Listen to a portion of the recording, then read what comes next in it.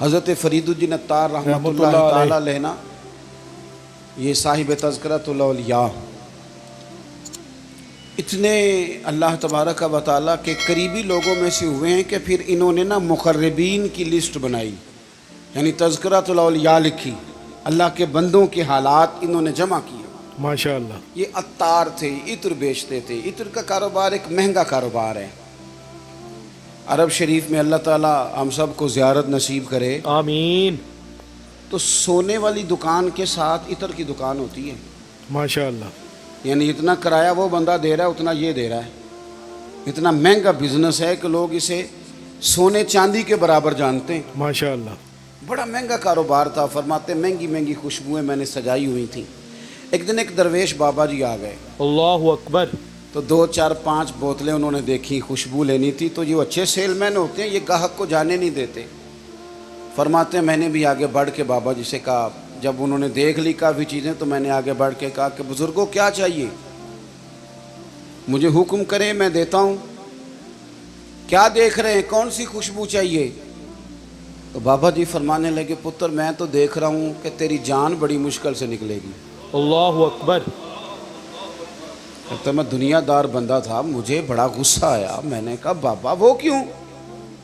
میں نے کہا پتر مال ہی بڑا جمع کیا ہے، اللہ اکبر۔ مرے گا کبھی یہ والی شیشی یاد آئے گی، کبھی وہ والی یاد آئے گی۔ استغفر اللہ۔ نہیں سمجھ آئی آپ کو بات؟ یعنی کبھی مسلم کمرشل بینک والا اکاؤنٹ یاد آئے گا، اللہ اکبر۔ کبھی ابھی بینک والا یاد آئے گا، کبھی وہ جو فیصل آباد میں پلاٹ لیا وہ پریشان کرے گا، اللہ۔ کبھی لاہور والی سوسائٹی کی فائل ڈسٹرب کرے گی کہ اتنا کچھ چھوڑ کے مر جاؤں، توبہ استغفر اللہ۔ اتنی محنت سے اکٹھا کیا تھا، کبھی استغفر وہ پجارو اللہ۔ کبھی یہ پجارو، اتنا مشکل تو ہم بناتے ہیں دنیا داری۔ بجا فرمایا۔ کہا تو نہیں مرے گا تو یہ چیزیں یاد آئیں گی۔ اللہ فرماتے اکبر۔ میں دنیا دار تھا، دنیا دار کو نصیحت کریں تو غصہ کرتا ہے۔ کہتے ہیں میں نے کہا اچھا بابا میری جان مشکل سے نکلے گی تو تیری کیسے نکلے گی؟ اللہ اکبر۔ فرماتے کہنے لگے بیٹے ادھر آ دکھاؤں۔ کہتے ہیں میں مڑ کے اوپر سے ہو کے بزرگوں کے قریب آیا، وہ میری دکان کے فرش پہ لیٹے کلمہ پڑا، روح پرواز کر گئی۔ اللہ۔ عرش فرشتے بانگا ملیاں، مکے پہ گیا شور، بلے شاہ آسان نہیں ہوں مرنا، یہ تے مر گیا ہی کوئی ہور، اللہ۔ تے نالے وارث شاہ وہ کدوں مر دے جنہ کیتیاں نیک کمائیاں نے۔ سبحان اللہ۔ اور اقبال کہنے لگے موت کو سمجھے ہیں غافل اختتام زندگی، اللہ اکبر۔ یہ ہے شام زندگی، پھر صبح دوام زندگی، اس کے بعد تو صبح ہے زندگی کی، بے شک۔ یہ تو ایک شام ہوئی ہے بس، بجا فرمایا۔ اٹھیں گے تو سویرا ہوگا۔ تو کہتے ہیں بابا جی کی روح پرواز کر اللہ گئی۔ کہنے اکبر۔ لگے پتر میں تو اس طرح جاؤں گا۔ فرماتے ہیں میں نے کفن دفن کیا، میں نے جنازہ پڑھا، سبحان اللہ۔ میں نے دفن کیا، کوئی وارث نہیں ملا، اسی کسے دے کچھ نہیں جے لگ دے، اللہ۔ نہ کوئی ساڈا دردی۔ کہتے ہیں میں نے دفن کیا۔ پھر اس کے بعد مجھے مسئلے کی سمجھ آ گئی، پھر بعد میں سمجھ آ گئی مال وارثوں کا ہے، بے شک۔ آج بھی وارثوں کا ہے، کل بھی، یہ پکی بات ہے۔ اور وارث اپنی اپنی طبیعت کے ہیں، بجا فرمایا۔ اپنے اپنے مزاج کے ہیں۔ ہو سکتا ہے آپ کا محنت کا مال وہ ہفتوں میں ضائع کر دیں، اللہ۔ اپنی اپنی طبیعت کے ہیں نا وارثی۔ بجا فرمایا۔ ہو سکتا ہے آپ کی بڑی بنائی ہوئی چیزیں وہ چند منٹ لگائیں، گیا سارا کچھ۔ اللہ اکبر۔ تو بہت سارے معاملات میں اگر ہماری توجہ ہو کہ ہم نے جانا ہے اور ڈائریکشن ٹھیک ہو تو پھر موت کا کوئی خوف نہیں، پھر تو تیاری ہے۔ بجا حدیث فرمایا۔ بخاری دیکھیے گا، حضرت ابو ہریرہ رضی اللہ تعالیٰ عنہ بھی حدیث کے راوی ہیں، اور ایک مقام پہ اسی حدیث کو حضرت انس بن مالک رضی اللہ تعالیٰ عنہ نے بھی روایت کیا ہے۔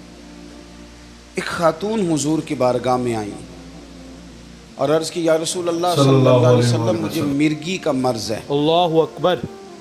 یہ بڑا اعصابی مرض ہوتا ہے، استغفر اللہ۔ جسمانی امراض بھی بڑے مشکل ہوتے ہیں، مرض تو اللہ معاف کرے کوئی بھی ٹھیک نہیں، بے شک۔ لیکن یہ جو اعصابی مرض ہے نا، یہ ایک بہت بڑا مشکل مرحلہ ہے اللہ اکبر۔ کہ آپ کا دماغ کنٹرول میں آ جائے۔ تو مرگی کا مرض بندے کو بے ہوش کر دیتا ہے، اعصاب کنٹرول کر لیتا ہے، جسم بھی قبضے میں آ جاتا ہے۔ توبہ استغفر اللہ۔ اور پھر خاتون ہو تو ویسے ہی حوصلہ کم ہوتا ہے۔ عرض کرتی ہے حضور مجھے مرگی ہے، میں بڑی تکلیف میں ہوں، میرے لیے دعا کریں۔ اللہ۔ تو حبیب پاک صلی اللہ علیہ وسلم سب کے لیے دعائیں فرماتے تھے، پر آج حضور نے ایک انوکھی بات ارشاد فرمائی۔ حضور فرمانے لگے اگر تو کہے تو دعا کر دیتا ہوں، اللہ شفا دے گا، اور اگر تو کرے صبر، اس کا معنی کیا ہے کہ مرگی کے ساتھ ہی گزارا کرے۔ اللہ اکبر۔ نہیں سمجھ آ رہی بات کی؟ مرگی کے ہم مانتے نہیں، ویسے مرض جو آتا ہے نا وہ جاتا کم ہی ہے، گزارا اس کے ساتھ ہی کرنا پڑتا ہے۔ بجا فرمایا۔ ہم پتہ کیا کرتے رہتے ہیں، ہم پریشان ہو جاتے ہیں، ٹینشن لے لیتے ہیں، لیکن اس کے ساتھ جینا نہیں سیکھتے۔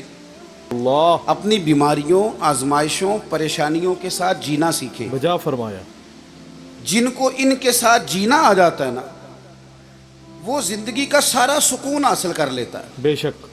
وہ ساری آسانیاں پا جاتا ہے، جسے اپنی مشکلات کے بیچ جینا آ گیا۔ بجا فرمایا۔ اور جب بیچارہ دل چھوڑ کے بیٹھ گیا، اوہو بس یہ آخری ٹینشن ہے، اس کے بعد مر جانا ہے، اللہ اکبر۔ گیا کام سے۔ مشکلات ہی تو ایک ایسا وقت ہوتا ہے جہاں انسان کی صفائی بھی ہوتی ہے، وہ نکھر بھی جاتا ہے، تربیت بھی ہو جاتی ہے، اور ایک اچھی ٹریننگ اس کی ہوتی ہے، پھر اگلے مرحلے اس کے لیے آسان ہو جاتے ہیں۔ سبحان اللہ۔ حضور نے فرمایا اگر تو کہے دعا کرتا ہوں اللہ شفا دے گا، اور اگر تو کرے صبر، اللہ اکبر۔ گویا اس کے ساتھ ہی گزارا کرے، تو پھر کیا ملے گا؟ حضور فرمانے لگے رب حساب نہیں لے گا، بغیر حساب کے جنت عطا کرے گا۔ سبحان اللہ۔ ہم سے ویسے پوچھا جائے تو ہمیں شفا ہی چاہیے، بجا فرمایا۔ کیونکہ یؤمنون بالغیب کے جو معاملات ہیں نا، ان پر یقین رکھنا کامل لوگوں کا طریقہ ہے۔ بے شک۔ کہا آپ بتائیں شفا کے جنت، تو صحابہ کہتے ہیں ایک منٹ نہیں لگایا بی بی نے سوچ میں، ماشاء اللہ۔ عقیدہ پختہ تھا نا، انہیں پتہ تھا کہ دراصل ہمارا فائدہ یہ ہے کہ ہماری آخرت ٹھیک ہو، بے شک۔ بچ جائیں۔ فوراً وہ خاتون عرض کرنے لگی حضور گویا تھوڑی سی تو زندگی ہے، میں اس کے ساتھ ہی گزارا کر لوں گی، آپ دعا کر دیں رب مجھے جنت عطا کر دے۔ سبحان اللہ۔ مجھے جنت کی ضرورت ہے، سبحان اس کے تو اللہ۔ ساتھ بھی ٹائم، تھوڑا وقت کتنا ہے، وقت کتنا ہے، بس آ گیا اٹھنا فریدا سوتیا، اب بس داڑھی آ گیا ہی پور، اگا نیڑے آ گیا ہی، پچھا رہ گیا ہی دور، تے اٹھنا فریدا سوتیا، جھاڑو دے مسیت، اوے تو ستیں رب جاگدا، تیری ڈاڈے نال پرید، سبحان اللہ۔ اٹھنا فریدا ستیا، خلقت ویکھن جا، امتے کوئی مل جائی بخشیا تے تم ہی بخشیا جا، سبحان اللہ۔ کچھ کر آگے بڑھ، اگلا سفر جو ہے اس پر توجہ کر۔ بجا فرمایا۔